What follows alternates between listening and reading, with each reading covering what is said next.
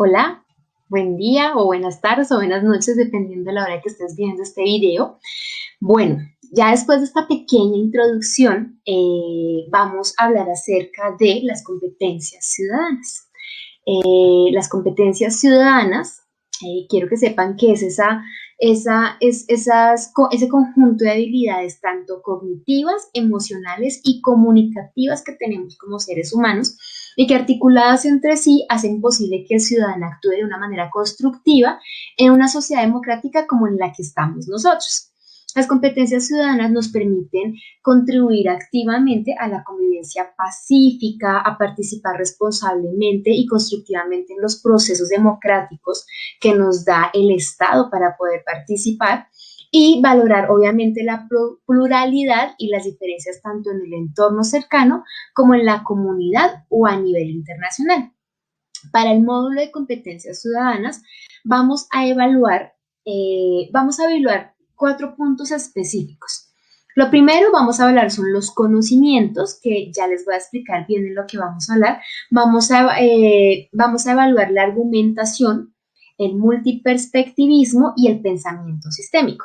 Esas palabras suenan súper complicadas, pero se las voy a explicar.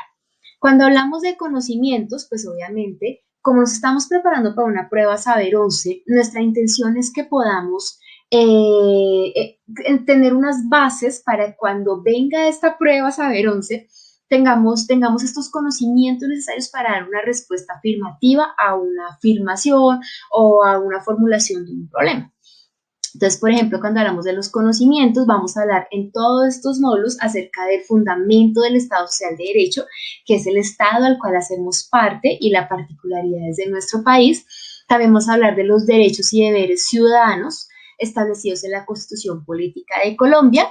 Vamos a hablar de la organización del Estado y de las 3 ramas del poder público que no las vamos a aprender y los mecanismos de participación ciudadana. Cuando hablamos de la argumentación, aquí evaluamos la capacidad de ustedes como estudiantes de analizar y evaluar la pertinencia y la solidez de los enunciados o los discursos a propósito de una problemática social.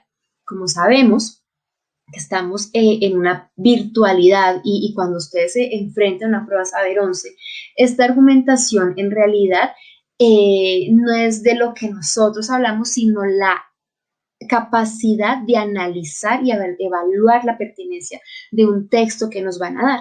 Entonces, para esto, a partir de la clase número 2, vamos a poder hacer voy a dejarles unas guías. Dentro de las guías vamos a dejar unas pruebas, unas preguntas de Saber 11, tipo Saber 11, para que vamos cogiendo práctica en nuestra argumentación, no tanto de hablar ni de escribir porque son de selección múltiple, sino de la capacidad de evaluar una situación. También hablamos del multiperspectivismo o discursos a propósito de una problemática social. Y este multiperspectivismo evalúa la habilidad del estudiante para analizar el problema que se está presentando desde diferentes puntos de vista. Por ejemplo, en qué consiste un conflicto, desde los diferentes puntos de vista, de los actores involucrados, identificando coincidencias y diferencias entre los intereses de los actores. Es muy importante que no es que yo, por ejemplo, me considero una persona de izquierda y yo me cierro a la derecha y yo no, digamos que el multiperspectivismo nos ayuda a que miremos desde los diferentes puntos de vista y analicemos de acuerdo a la Constitución Política de Colombia. No se trata de un grupo político, sino se trata en realidad de la base de bases que es la Constitución Política. Y tenemos el pensamiento sistémico, que aquí lo que se busca es evaluar en el estudiante la capacidad de identificar y relacionar diferentes relaciones o aspectos políticos, culturales, económicos y sociales que están presentes en todos nuestros problemas sociales. Entonces, también es importante que sepan que tanto aquí como en la prueba Saber 11, nosotros no evaluamos actitudes, valores u opiniones. Claro, primero partimos que estamos en una virtualidad, que todo es de selección múltiple, manejamos un tema de conocimientos, pero en el momento de enfrentarnos también a una prueba Saber 11, esto tampoco se evalúa.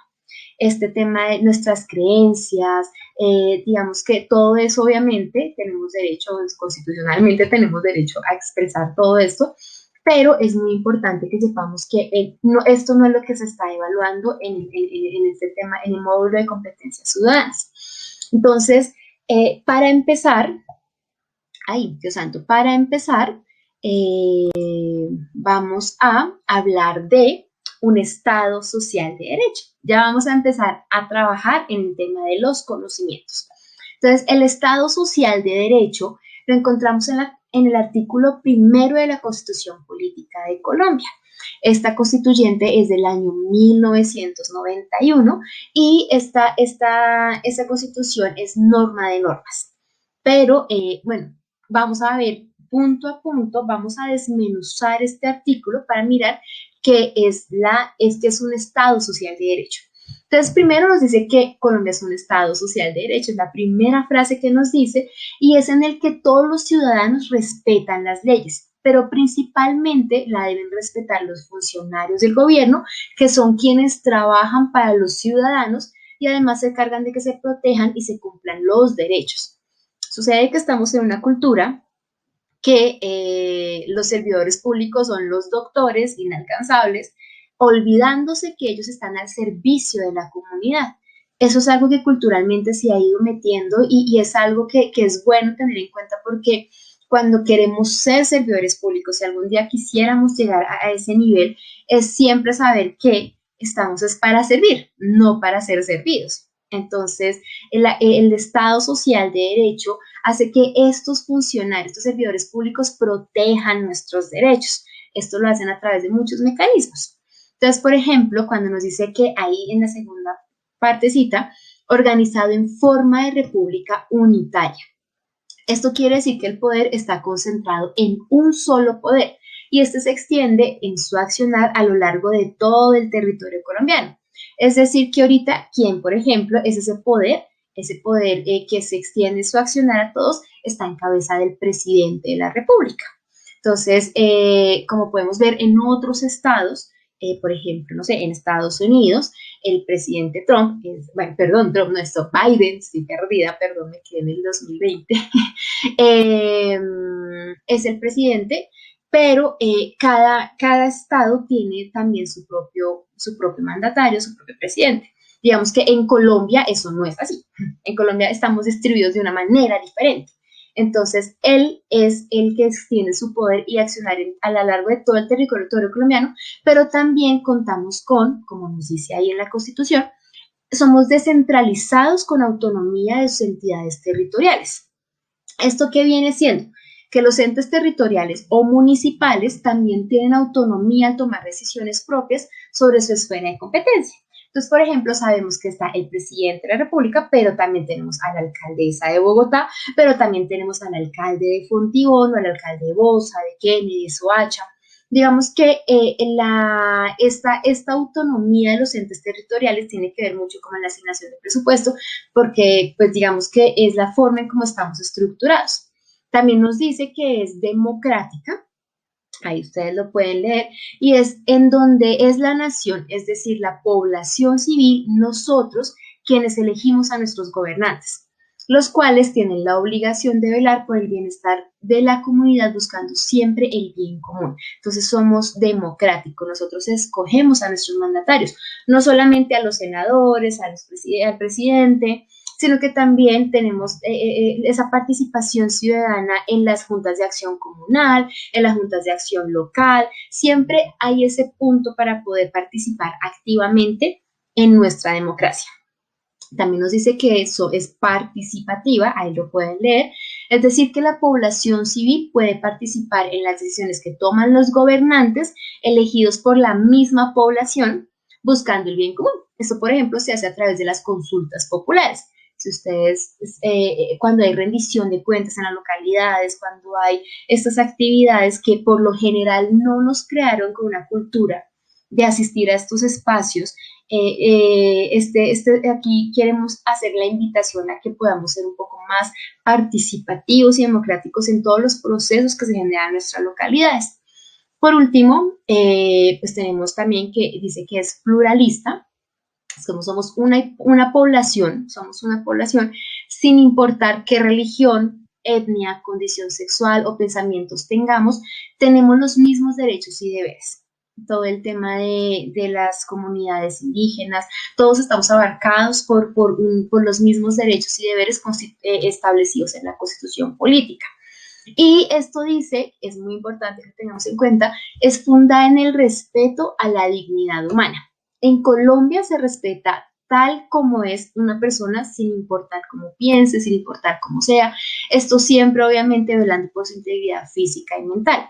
Esta dignidad abarca el suplimiento de las necesidades básicas de los habitantes de todo el territorio colombiano.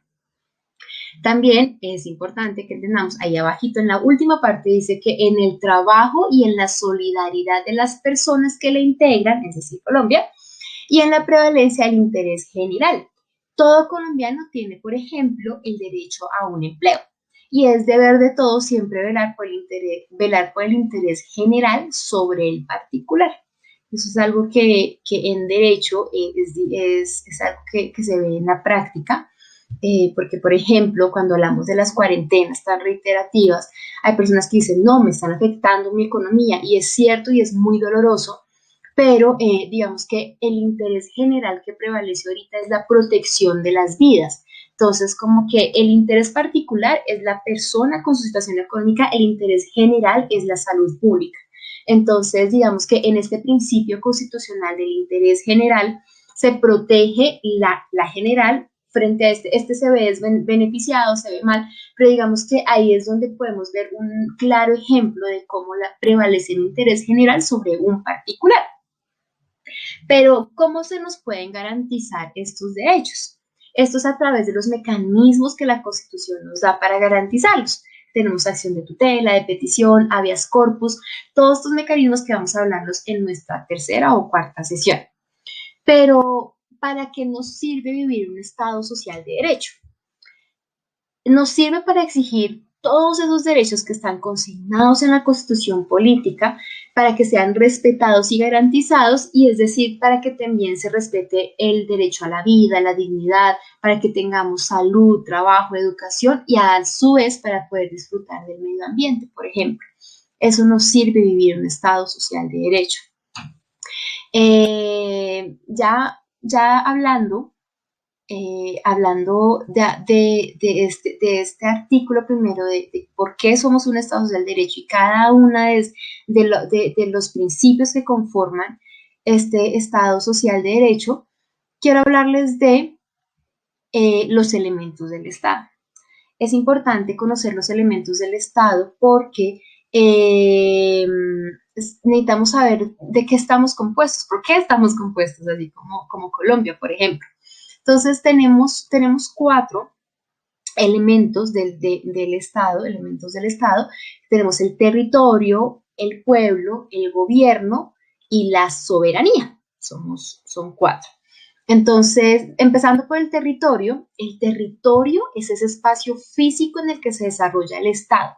Y este a su vez está compuesto por el espacio no solamente aéreo, sino también marítimo y subterráneo. O sea, no es como que Colombia es aquí, no, eso es todo una unidad. Y para la conformación de un Estado no importa la extensión o el tamaño del territorio, pero sí importa su delimitación, lo cual quiere decir que el espacio tanto terrestre como aéreo o marítimo o subterráneo está definido y separado de otros estados vecinos por unos límites claros y precisos. Eso es impresionante, porque pues yo pienso en muchos años anteriores, ahorita los límites están delineados, Colombia sabe hasta dónde va, Venezuela, Brasil, Perú, pero anteriormente eso era muy difícil, pero constitucionalmente esto aparece porque pues obviamente es necesario tener delimitado toda nuestra extensión. Entonces, por ejemplo, en el artículo 75 de nuestra Constitución se nos habla del espectro electromagnético. Esta palabra es larga, es rara, es como, ¿qué es eso? Pero el espectro electromagnético es un bien público, inajenable e imprescriptible. Inajenable es que no se le puede dar a nadie, imprescriptible es que es para siempre, sujeto a la gestión del control del Estado. Se garantiza la igualdad de oportunidades en el acceso a su uso en los términos que fija la ley. Esto lo hacen para garantizar un pluralismo informativo y la competencia, y el Estado siempre interviene por mandato de la ley para evitar las prácticas que monopolicen este uso del espectro electromagnético. Les voy a dejar un video explicativo de qué se trata el espectro electromagnético, porque en realidad es una gran riqueza natural que no es tangible, es intangible, no se puede tocar. Esto que al igual que petróleo o la minería genera enormes cantidades de dinero, genera tecnología, genera empleo, genera ciencia, múltiples beneficios en el mundo entero, no solamente en Colombia, pero también al igual que todos estos, petróleo, la minería, todo esto, genera los acostumbrados monopolios y su uso en la explotación comercial. Por eso es importante que conozcamos de qué se trata esto. Nos puede salir una pregunta de esto en la prueba Saber 11.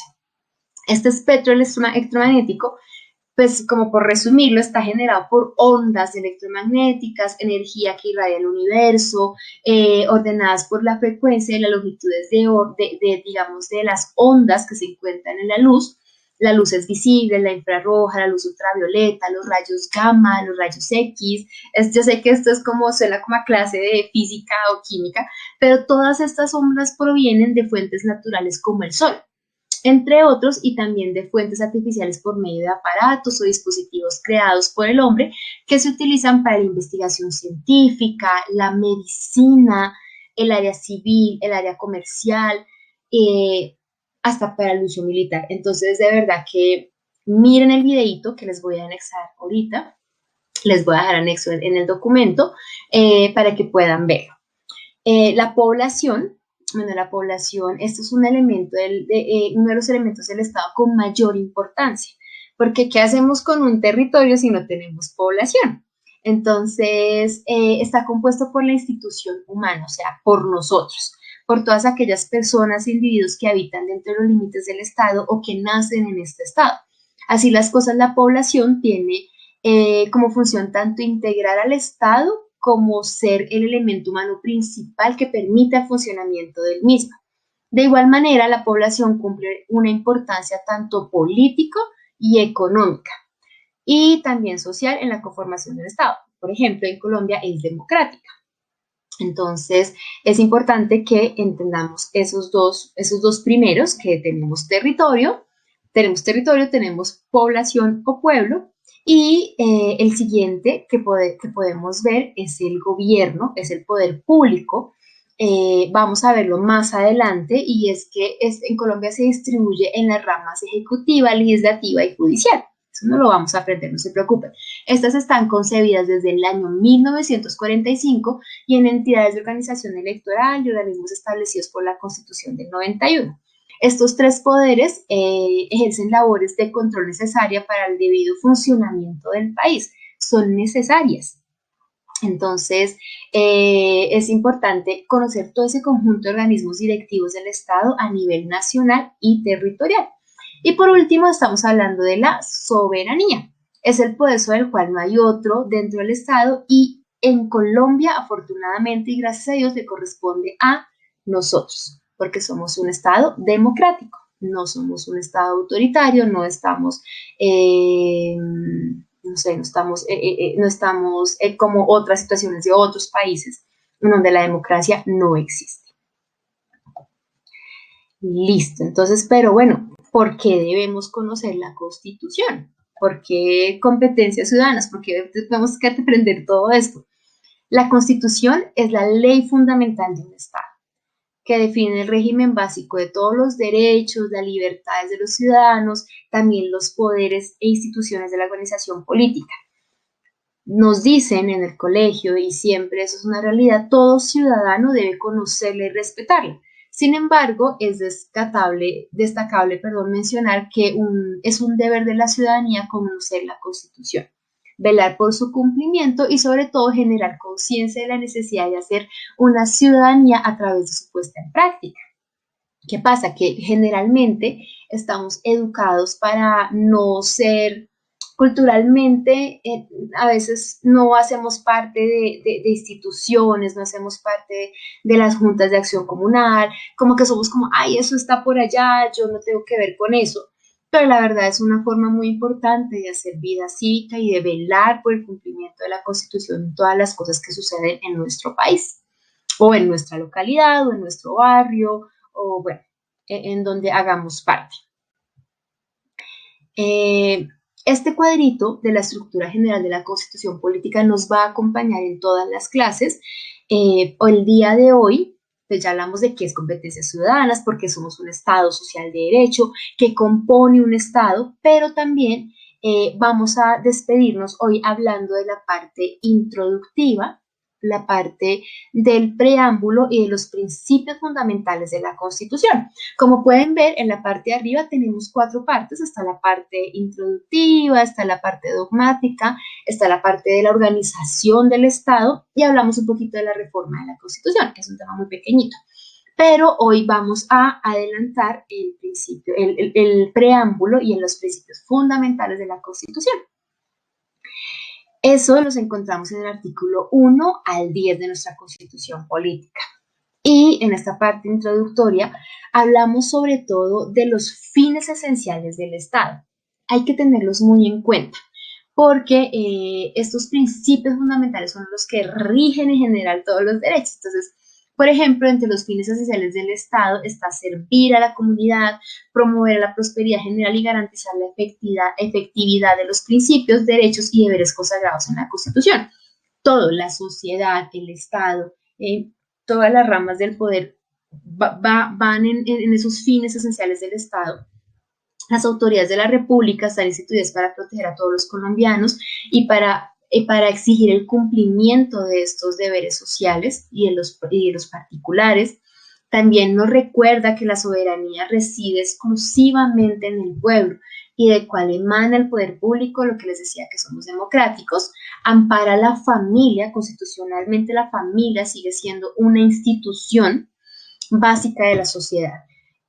También reconoce y protege la diversidad étnica y cultural de la nación colombiana, es decir, que a pesar de que tenemos una constitución que abarca, por ejemplo, los grupos étnicos, ellos tienen sus propios ritos, sus propios, digamos que sus propias formas de sociedad, pero ellos están protegidos constitucionalmente, no es como que a ellos allá pueden, no sé, matar a alguien, y ese alguien está amparado por la Constitución política. Entonces, digamos que esto abarca todo esto, pero pues les da obviamente una libertad de tener una autonomía.